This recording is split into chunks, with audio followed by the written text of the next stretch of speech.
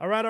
Welcome in. Mount Polumbus Speaks here. We'll do a little scouting report on the Los Angeles Chargers, and we'll do some keys to victory for the Broncos as they face off against the Chargers on the road on Thursday Night Football. I'll tell you my initial thoughts when the Broncos willingly decided to flex themselves into Thursday Night Football on the road was that I thought that was a disastrous idea. And although I still do not agree with the Broncos willingly flexing themselves in, and what I mean by that for anybody that does not understand is that no team can be forced to play two games on the road on Thursday night in the same year. The NFL came to the Broncos and they asked if they would be interested in playing their second road game on Thursday Night Football against the Chargers. Broncos said, "Yep, we'll do it." So the NFL flexed this game into Thursday night. Now, history would tell you going on the road on Thursday night is one of the most difficult things you could possibly do in the National Football League. So I didn't like it. What the Broncos were telling you is that they were circling that Bengals game, which comes up next week, as they're going to give themselves more time to prepare for that game. All that being said, now some things have changed, and I feel a whole lot better about this game on Thursday night for the Broncos. Look, the Chargers are coming off an absolute beatdown from the Tampa Bay Buccaneers last week. The Chargers got smoked 40-17, and they're reeling right now. So they've got some injuries. They're more banged up than the Broncos are. They're coming off a bad loss, and I feel better about this opportunity. Look, the Broncos, for the first time since 2015, can guarantee a playoff berth if they win this game. You win and you're in. That's it. Simple as that. Denver Broncos win this game against the Chargers on Thursday night, and you are looking at a playoff bound Denver Broncos. This Chargers team is 8-6, and the Denver Broncos have got one more win than the Chargers. Broncos got 9 wins, Chargers got 8. And it's a pretty confusing team when you look at the Chargers. Look, they started out the year pretty scary. Justin Herbert has been pacified a little bit this year because of the emphasis on running the football, but the Chargers are banged up and they lost their starting running back, and things are different than they were just 4 or 5 weeks ago for that squad. So the Chargers have got a few really nice wins this year. They got a win against the Bengals in which they won 34-27. They got a win against the Denver Broncos. They beat the Denver Broncos 23-16 in the first go round this year. They've also got some bad losses. I just mentioned they got smoked last weekend by the Bucks 40-17. They lost to the Steelers 20-10. So despite the fact that they're an 8-win team, they've got plenty of holes in their game right now that the Broncos, in theory, should be able to capitalize on. So let's dig into it. Look, the basics of this game. We're playing on Thursday night, 6:15 Mountain Standard Time start. It's at SoFi Stadium, which is more or less an indoor stadium. They've got the open ends on it, so actually they've had some lightning delays and stuff there, but you don't have to worry about the weather when you play at SoFi. The line on this game, according to Vegas, they've got the Chargers as 2.5 point favorites. When you play at home in the NFL, generally speaking, Vegas gives you 3 points for that. So what they're telling you is that the Broncos are just a slightly better team than the Chargers, and that's exactly what the schedule would tell you. Excuse me, the results of that schedule would tell you. Broncos have got 9 wins, the Chargers have got 8. So the money line on this thing's minus 145 for the Chargers, plus 120 for the Broncos if you're into that sort of thing. And the over-under on this game is set at 42. So Vegas is not expecting an offensive explosion in this game. Okay, players to watch for the Chargers. Let's start with the QB, Justin Herbert. Herbert is having a very interesting year, a very efficient year, yet not necessarily as explosive of a year as you would think for a Justin Herbert typical season. You know, coming into the game, the first time the Broncos played the Chargers, Justin Herbert had yet to have a 200-yard game. Now, he pulled that off in the first half against the Broncos in the first game. So he's certainly had some big games, But when you look at the stats for Herbert this year, it's pretty fascinating because he's got, let's see, he's got 16 touchdowns and only 2 interceptions on the season. He's been extremely efficient with the football, does not turn it over. So Bo Nix has got to be very careful this week. Bo's been doing, like, as a whole, if you look at the season, Bo Nix has done a very good job of protecting the football. Obviously, the last 2 weeks, it's been a train wreck. 3 interceptions this weekend, 2 interceptions the weekend before that. So our guys got 5 interceptions in the last 2 weeks. Justin Herbert's got 2 on the entire season. Herbert's got 16 touchdown passes, but he's been sacked 38 times. That's the 10th most in the NFL. So that Chargers offensive line is giving up some big hits on their quarterback. Matter of fact, last week against the Bucks, the Chargers gave up 3 sacks in that game alone. So another great opportunity for Nick Bonito to continue his chase for Defensive Player of the Year. Shout out to the listeners who are watching. I appreciate you saying you like the podcast. It's authentic. That's what I try to do. Stay true to myself. If you have not subscribed to the podcast, hit that link in my bio on Twitter. Go on over to YouTube and hit subscribe because I put a lot of content over there that you're going to miss out on if you only watch on Twitter. Okay, anyways, we all know who Justin Herbert is. And he's one of those QBs that's kind of confounding. You can't figure it out. Why has he not had more success in the NFL? There are very few teams that would not want Justin Herbert as their QB, yet he has not had a ton of big games in his career. So who is Justin Herbert? Is he a winner? Is he a front runner? I think he's a winner, but the coaching style from Harbaugh is definitely a run-first mentality. So despite having an absolute weapon at his QB position, I don't think Harbaugh takes advantage of it. That's good news for the Denver Broncos because the Broncos are pretty good in their rush defense most games. All right, next player to watch for the Chargers. We're going to have to watch Gus Edwards. Gus Edwards is currently the starting running back for the Los Angeles Chargers, but he was not. Gus Edwards was the backup running back.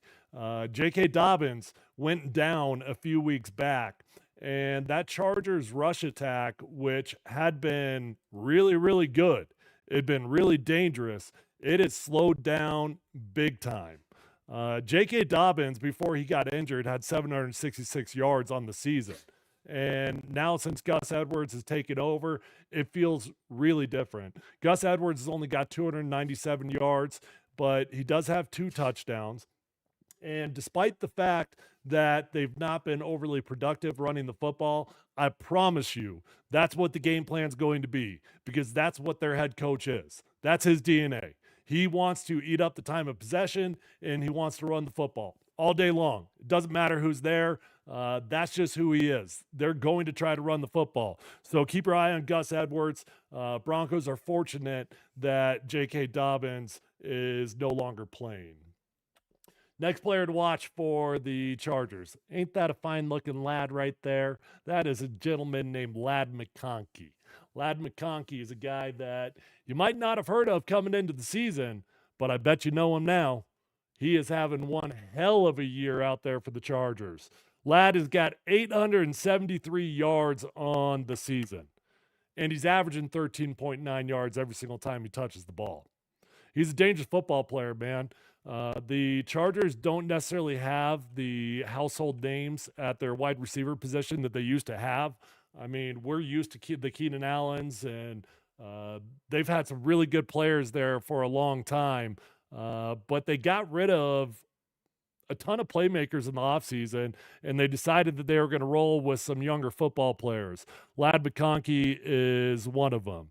So Ladd's in his rookie season, and he's lighting the world on fire. Like I said, he's got 873 yards. So with 3 games to go, he's already almost at 1,000-yard season. Definitely going to get there before the season's all said and done. He's got 5 touchdowns.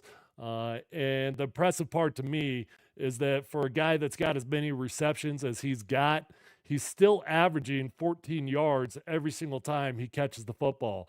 So with the Broncos having a banged up secondary, Pat Surtain is going to play in this game. He's been listed as a full participant the last couple days of practice, so he'll be good. But Riley Moss, in all likelihood, is not playing in this game. The Broncos secondary was much improved this weekend, whereas the week before that, it was a hot mess with Riley Moss out. Shout out to Chris Abrams-Drain, rookie corner for the Broncos, who didn't play the majority of the snaps, but when he was in there, he really stepped up to the challenge. And I would imagine that Chris Abrams-Drain is going to get more opportunities in this game. Okay, next player to watch for the Chargers.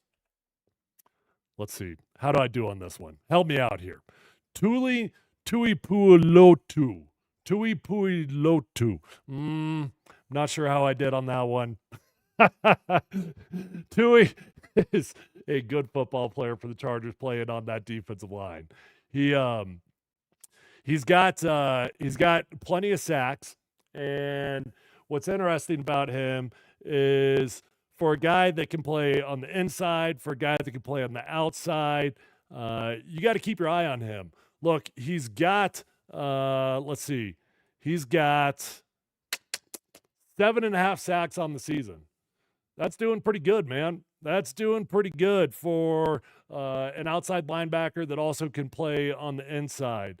Not only does he have 7.5 sacks on the season, but he's got 9 tackles for a loss. So very productive football player. The Broncos got to keep an eye on him. The Chargers have got 2 really good edge rushers out there, and Tui's doing a really good job for him. Now, we all know the other name.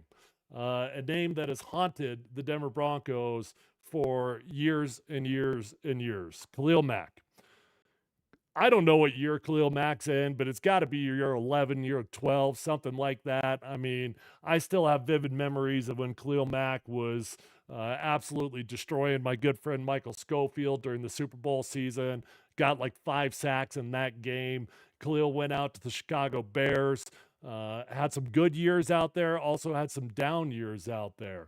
But he's having another very productive season for the Chargers. Not as productive as it was last year, but when you combine it with what they're getting from Tuli on the other side, Khalil Mack's got 5 sacks. So they got a 7.5 sack guy. They got a 5 sack guy. The Denver Broncos would say, hold my beer in comparison to what they've got going on between Jonathan Cooper and Nick Benito. So it's not like the type of production that the Broncos have got, but you got to have a plan. And the hard part is when you've got a good edge rusher on both sides, well, it's tougher to game plan for it because when you've got one dude, well, now you say, all right, anytime we go out into empty protection, we've got no running back there. We're going to send the slide to Khalil Mack every single time. Well, you don't have that luxury because they've got 2 pretty good football players. Yeah, Wang Tang Kiki. Interesting name there, buddy. He's always been a monster. Yeah, you're right. Khalil Mack. I'm going to look it up really quick because I'm actually curious. How many years has Khalil Mack been playing? Does it not feel like this guy's been in the NFL for like 15 years? Let's see. Got into the league in 2014. Okay, so year 11 for him right now. Year 10 for him. I'm not good at math. Palumbo's a Dumbo. Been a great run for Khalil Mack. And unfortunately, we have been a huge part of his success story over the years. Let's hope that the Denver Broncos are not a part of that success story this weekend. Okay, next player you want to watch defensively. Did I not get a photo of him? Shoot. All right, I did not get a photo of their best corner, but Tarheeb Still is a player that Bo Nix needs to be aware of. Tarheeb is their playmaker at the corner position. He's got 4 interceptions on the season, and for our quarterback who's coming off of 5 interceptions in the last 2 games, that's a name that you're going to want to be aware of. Bo, be careful because Tarheeb is an absolute ball hawk. 4 interceptions at the corner position might not sound like a lot, but it is. You see a whole lot more interceptions from safeties than you do from corners. It's just easier to pick it off when you're playing the safety position. So the Chargers have got a handful of players that are good players, man. Players that might not be household names when the season began, but much like Nick Benito was not a household name, guys like Lad McConkey, he's become a household name. Thule is becoming a household name. I just can't say his name, but you're well aware of who he is. So Chargers got some ball players. They've got a great coach in Harbaugh. They've got a fantastic quarterback. They're only 1 game down in terms of their overall record to the Denver Broncos. And they've already beaten the Broncos this year. So this is a huge game for the Broncos to seal their fate as a playoff football team. All right, let's talk about some injuries going into the game. If you look at this Chargers injury report, it's a little bit more lengthy than the Denver Broncos. Will Dissly is going to be out. Will's a longtime tight end in the NFL. He played for the Seahawks for a while. Not a game-changing tight end by any means, but the Broncos are fortunate that he's not going to be playing in the game. Christian Fulton was listed on the injury report, but he's good to go. Cam Hart, he's out for this game, so he got a concussion and is not going to be cleared out of the concussion protocol in time for the game. Justin Herbert has been banged up, so I was curious what he was going to be listed as on the injury report. Neither team had a real practice. When you've got these short weeks, all you do is walkthroughs. So neither team had a real practice. So all these injury reports, these are estimations of what they think it would have been like if it was a real week. I knew Justin Herbert was going to play in the game, but keep your eye on him. He's got a banged up ankle, and it's been affecting him. Okay, their other tight end, Hayden Hurst. Chargers are struggling with their tight ends. He was listed as a full participant on Tuesday and Wednesday, but he's listed as questionable for the game. He's banged up with a hip injury. They've got some offensive linemen that are banged up. Elijah Molden, their safety, he's doubtful to play in this game. Doubtful usually does mean they don't play. Questionable usually means that they do play in the game. And then you see a couple other names that they've got. In terms of what the Broncos got going on injury-wise, well, it's pretty damn good, man. For only 3 weeks left in the season, usually you're looking at 15, 16 guys on this injury report. That's what I'm accustomed to on the teams that I've been playing for. The Broncos are really healthy, knock on wood, in the big picture. Jonathan Franklin Myers is fine. He's got a foot deal going on, but he's a full participant, and he'll be good to go for the game. DJ Jones is fine. He's got a finger. He's a defensive lineman. He's going to be okay. He's got a finger injury. Unfortunately, and this is a big one for the Broncos, Jaleel McLaughlin has been ruled out for this game. That sucks, man, because the Broncos' rushing attack, which has been anemic for the last 4 or 5 games, it only gets worse. Now you've lost your most dynamic running back. So we'll be curious to see what the Broncos' game plan is in the running back room. I don't know what Audric Estime has been doing in practice. I don't know if he's fumbling all the time, if he doesn't know the playbook or what. But there's been about 6 weeks now that I've thought that the Broncos are going to feature Audric Estime, and they've not done it. Yeah, damn, Jaleel's out. You're right. That's a big deal. Sorry, actually, I just realized that I don't have the chat pulled up here. I can see your guys' messages pulling in, but it's not showing on the screen. I apologize about that. But this Broncos rush attack that's been anemic, I would think that this would be the week that you're going to feature Audric Estime. But Javonte Williams continues to be the next man up. And I guess it would not be a huge surprise if Javonte Williams is the featured back. Okay, Riley Moss is out for the game. When Riley Moss got hurt, our head coach, Sean Payton, referred to that injury as not a big deal. He acted like Riley wasn't going to miss much time. Well, he's now missed a couple games. He had a full bye week, and he's still not ready to rock and roll. On a short week, I wasn't expecting him to be back. But the other big one that we were all crossing our fingers, hoping and praying, was Pat Surtain. Pat Surtain got banged up. We all saw it. He came back into that game and he got hit and he got banged up again. So we all took a deep breath, crossed our fingers, hoped and prayed that Pat was going to be all right. And he is. He was listed as a full participant every single day this week. Again, these are estimations because the Broncos and the Chargers were really going through walkthroughs this week and not traditional practices. But good to see that the Pat Surtain's going to be okay. All right, let's talk about the game here a little bit. Some things that you want to know. First off, that game against the Buccaneers for the Chargers revealed a lot. They are liable to give up some big plays on defense that normally they don't do. That Chargers defense was getting cut through like Swiss cheese last week. They gave up big plays in the running game. They gave up big plays in the passing game. Baker Mayfield was running around like a chicken with his head cut off. Baker Mayfield had 25 yards. So another good opportunity for Bo Nix, who is a very athletic quarterback, to continue to pick up some yards on the ground. You know, I believe it was that Jets game, if I remember correctly, that Bo Nix ran for like 70 yards. And I don't want that from Bo. I don't want Bo attempting to run the football 10 or 12 times per game for 50 to 70 yards. But I do want Bo Nix to rush 4 to 5 times a game. And I'd love to see him pick up 15 to 20 yards every single game. Last week, he started running more, but that was because he got rattled. And when Bo Nix gets rattled after he threw a few interceptions, now he defaults to the easy thing, which is running the football.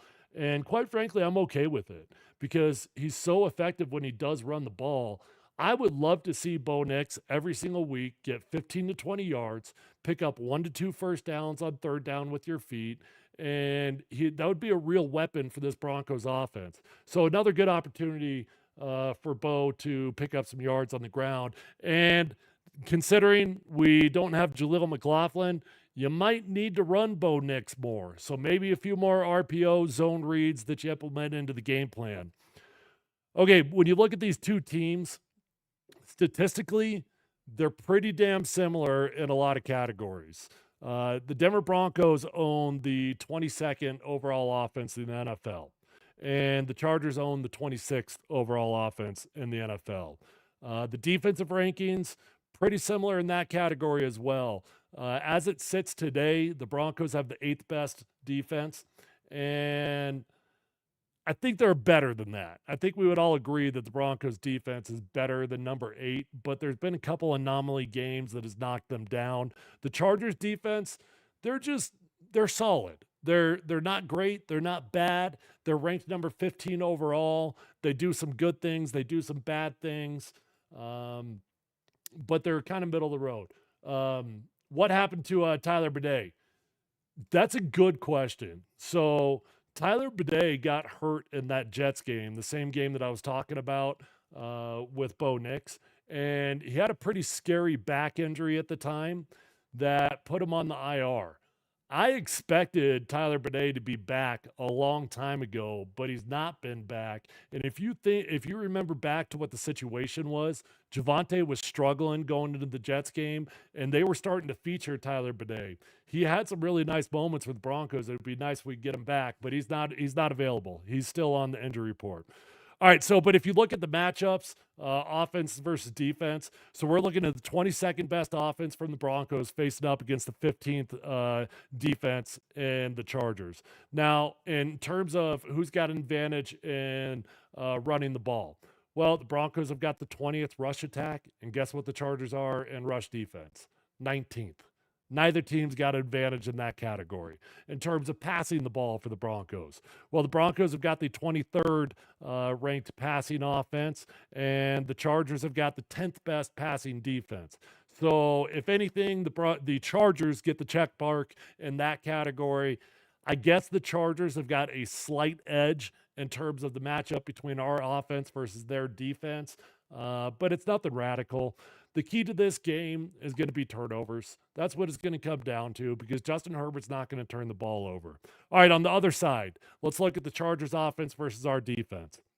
I know I'm throwing a lot of numbers at you guys right now, and it's hard to digest a lot of that stuff. But the main reason why I'm throwing it all at you is just so you can see that on paper, these teams are pretty damn similar. So you're looking at the 26th overall offense from the Chargers going up against the 8th ranked defense from the Broncos. So the Broncos have definitely got the edge in that department. What are the Chargers good at offensively? Not really anything. They're not really particularly good at anything offensively. They've got the 22nd rushing offense, but that's skewed. Once J.K. Dobbins went out and Gus Edwards took over as their running back, things changed for them. They are always going to be a rush first team. Anytime Jim Harbaugh is coaching a football team, you know that's going to be a rush first team, but they're not particularly good at it anymore. What about in the passing game? You got Justin Herbert. You got a freaking Lamborghini as your quarterback. Certainly they're going to be great in the passing game, right? Not really. The Chargers own the 25th best passing offense in the NFL. Hard to explain. I mean, to me, that's almost coaching malpractice. You've got a freaking Lamborghini as your quarterback, and you've got the 25th best passing offense. Something doesn't add up there. Had no idea the offenses are that close to each other. Yeah, it's pretty similar. I would say, like, if you're asking me which offense is more dangerous than the other, even though statistically they're pretty damn similar, I would think the Chargers should be better simply because if you could pick a quarterback, which one would you pick? Would you pick Bo Nix or would you pick Justin Herbert? Well, as it stands today, you'd pick Herbert. You know what's fascinating about these two QBs? So if I were to tell you that one QB, sorry, one second, let me pull this up. If I were to tell you that one QB has got 16 touchdowns and 2 interceptions, and the other quarterback has got 20 touchdowns and 11 interceptions, which one would you take? I guess I would take the quarterback that's got 16 touchdowns and 2 interceptions. But when you look at it, well, which quarterback is leading a more effective passing offense? It's the exact same. Broncos have got the 23rd passing offense, and the Chargers got the 25th. I can't explain it, man. This Chargers team to me is a team that you got to respect, but it's an underperforming team, just like they always are. I mean, the old phrase is the Chargers are going to charge her, right? And I guess they're doing it again this year. Despite having some real weapons, they're just underperforming. You look at the Chargers' schedule, and they've had some good wins. None of their losses have been particularly bad, except for last weekend against the Buccaneers. They are on a 2-game slide. They lost to the Buccaneers. They lost to the Chiefs, but they barely lost to the Chiefs. They lost to the Chiefs 17-19. Chiefs had 19. Chargers had 17. The first time they played the Chiefs won 17-10. Those are 2 pretty competitive games. Chargers beat the Falcons. They only lost to the Ravens by 1 touchdown, whereas the Broncos got smoked by the Ravens. The Chargers beat the Bengals. I don't care what the record says with the Bengals. Anytime you got Joe Burrow, that's a good win. So you look at their schedule, and all of their games, all of their losses outside of the Buccaneers have been very, very competitive football games. Whereas the Broncos, when they've lost some games, they've really lost some games. It seems like when the Broncos have played the big dogs, they've gotten smoked, in particular when you played the Ravens. Yeah, somebody says it's been like this for 2 decades or for multiple decades with the Chargers. Yeah, you go back to it, man, even with Phillip Rivers. They had a Lamborghini there and Phillip Rivers and that quarterback, and they never got anything done. Vegas has got this game as 2.5-point favorites for the Chargers. The keys to victory in this game, it's not overly complicated. Dominate the trenches on both sides of the ball. The Chargers' offensive line gives up sacks. Not like the worst in the NFL, but they've given up the 10th most sacks in the NFL. They've given up 30, what did I say earlier? I think it was 33 sacks on the season. Let me see. I already forgot that. I don't know where. I believe what I said was 33. Um, and that makes it 10th most in the NFL. So Nick Bonito, who has had a fantastic season, he's in the running for Defensive Player of the Year. Another great chance for Nick Bonito to go get some more sacks. Jonathan Cooper seems like he's been a little bit more quiet of late. Nick Bonito's got 11 and a half sacks on the season. 11 and a half. And he's got 2 interceptions, although only one of them registered as an interception. On paper, Nick Bonito's only got 1 interception because that pick 6 last week that actually counted as a fumble return because it was a lateral pass. But we all know that that was an interception for Nick. Jonathan Cooper on the other side. Let's see, what's Jonathan Cooper sitting at? Coop's got 8 sacks on the season, but he's been pretty quiet the last few games in that department. Good opportunity for Jonathan Cooper to get back on the map in the sack department. Okay, other key to victory. First key to victory, dominate the trenches. Second key to victory, have a plan for the lad. Ladd McConkey is the most dangerous player on offense for the Chargers as it sits today. You've got a banged up secondary. Broncos did a whole lot better in their last game without Riley Moss than they did the week before. So I would expect to see some more time from Chris Abrams-Drain in this game. Third key to victory for me: play turnover free. It's not a secret. If there's one stat that you could look at on any given week and you don't look at what the actual score was and you want to find out which team won the game, look at the turnover margin. The team that wins the turnover margin wins the football game. That's going to be true like 95% of the time. Some way, somehow, the Broncos were able to overcome 3 interceptions last week and win a football game. You throw 1 interception, it's tough to win. You throw 2 interceptions, you're probably going to lose a football game. You throw 3 interceptions, you damn sure are going to lose that game. Some way, somehow, the Broncos were able to win because, fortunately, they played a team in the Colts, which had far more mistakes than the Broncos. As many mistakes as the Broncos had, the Colts had more. But that's not going to happen this week, I promise you. Justin Herbert's not going to make mistakes like Anthony Richardson did. I already told you, Herbert's only got 2 interceptions on the season. So Bo Nix has got to be very, very careful in this game. Bo had been great going into the last 2 weeks. Unfortunately, he's melted down with 5 interceptions. He's got to get back to protecting the football. And for Audric Estime, who's probably going to get the most carries he's gotten all season long with Jaleel McLaughlin out, he's got to protect the football. Audric got a few opportunities early in the season, and he put the ball on the ground. For a young player, that's the quickest way to get in the doghouse. And it feels like Sean Payton never forgave Audric Estime for his early fumbles in this season. No fumbles, no interceptions. I can almost guarantee you, if you lose the turnover margin to the Chargers, you will lose this football game. Play turnover-free football, Bo Nix. Okay, my fourth and final key to victory for the Broncos as they face off against the Chargers on Thursday Night Football: start fast. Start fast.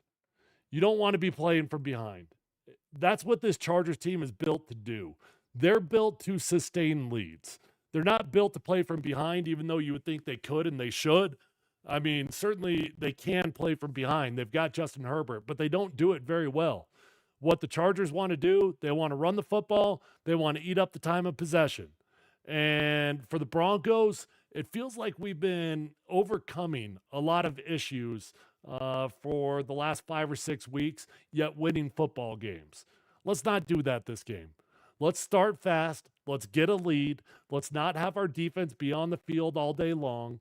This Chargers defense is going to give up some big plays. If it's going to have big plays in the running game, you can have big plays in the passing game. But Audric Estime's got to step up to the plate because this is his opportunity to shine. Jaleel McLaughlin's out. Javonte Williams might be the starting running back, but if I'm running the show, if I got to choose which running back is going to get the most carries in the game, it's going to be Audric Estime. Look, at some point, the Broncos got to figure out what they got in Audric Estime. No better week than right now. Your Jaleel McLaughlin's out. You've got no speed in your running back room anymore with Jaleel out. So this is a ground and pound type of game. This is a 3 yards in a cloud of dust type of game. Control the time of possession, play turnover-free football, have a plan for the lad, and dominate the trenches, and the Denver Broncos will secure their first playoff berth since 2015 when I was playing on the team. All right. Appreciate all you guys that are watching right now. Again, I'll take a quick second to do a little self-promotion here. Mount Polumbus Speaks is the podcast. You can find all my content. It lives over on YouTube. I know the majority of you guys watch on Twitter, but you want to go over and you want to subscribe to my account on YouTube because I'm going to do some giveaways over there, by the way. I've got some autographs. I've got some autographed memorabilia from the Super Bowl team that will be only given away on that YouTube channel, and you will only have an opportunity to win it if you are subscribed over there. Now, the other thing, I've got a mystery surprise for you guys, for my best listeners coming up here, but for my next 4 videos. What you've got to do, and it's a good one, I promise you. I'll announce it on my next video. I'm not going to do it just yet. But for my next 4 videos, what you've got to do if you want to be in the running for this mystery surprise, you've got to be subscribed to my podcast on YouTube. You've got to like this video. You've got to comment on this video. And you've got to do that for the next 3 videos that come up. And you'll be in the running for a really, really cool surprise, man. I'm telling you, you're not going to want to miss out on this. So that's it. That's it. That's a self-promo time. I appreciate you guys that are watching right now. I forgot. One more thing. You also got to retweet. So if you're watching this video right now, you got to retweet it to be in the running. Somebody asked, what's the story behind these posters behind me? Those are not posters, believe it or not. Those are actual paintings, and aren't those pretty badass? So the Broncos one, that's from my rookie season. The Redskins one, that's Jonathan Abraham. And yes, you've got to comment on the video, not in the chat. That's a good question. There is a difference there. You have to actually make a comment on the video itself. That Redskins one is against Jonathan Abraham, who's should be a Hall of Fame type of player, kicking his ass. Those are done by, do you guys remember Luke Richardson? He was our strength coach during the Super Bowl season. Those paintings are done by Luke's brother. He is a badass artist. His name is Gabe Richardson. You should check out his account on Twitter. He does some incredible work. Peyton Manning, the year before I got to the Broncos, he gave away as a gift at Christmas to all the offensive linemen a painting from Gabe. And I was not on the team that year, but I saw those paintings and they were so badass that I actually commissioned Gabe to do 3 of them for me from all the teams. So, all right, anyways, that's it. That's the story on the paintings behind me. Appreciate you guys watching.